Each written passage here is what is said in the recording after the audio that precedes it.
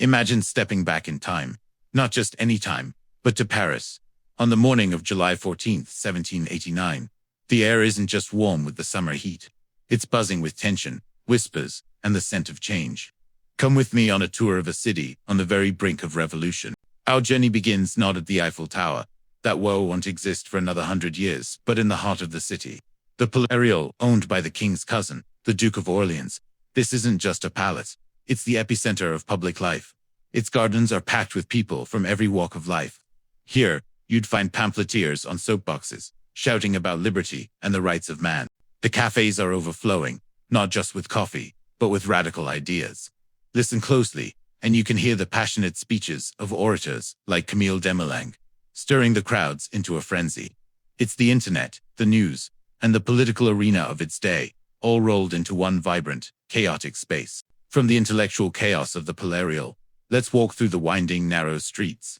The city smells of bread, sweat, and sewage. These medieval lanes are a far cry from the grand boulevards we know today. They're crowded and claustrophobic. Look at the faces of the people.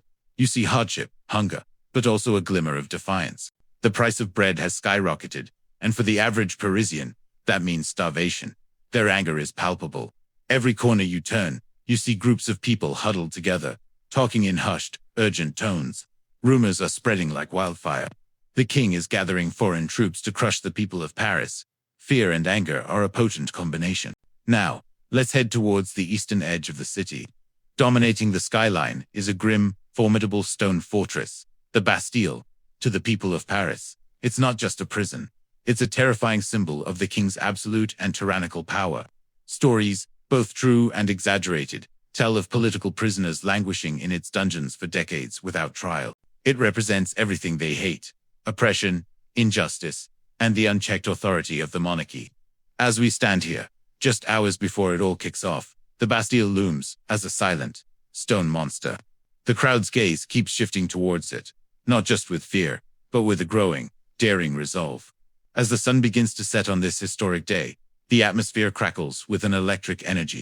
The speeches at the Palais have done their work. The hunger in the streets has reached a breaking point. The fear of the king's troops has pushed people to the edge.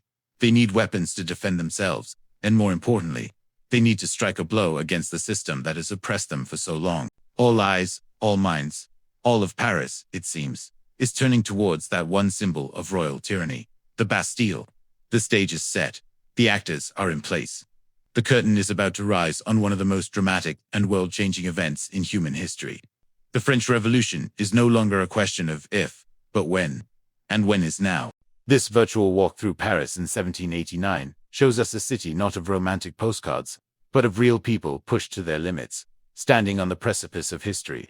It reminds us how powerful ideas, combined with desperation, can change the world in a single day. Thanks for joining me on this journey back in time. If you enjoyed this, don't forget to like, subscribe, and hit that notification bell for more dives into history. See you next time.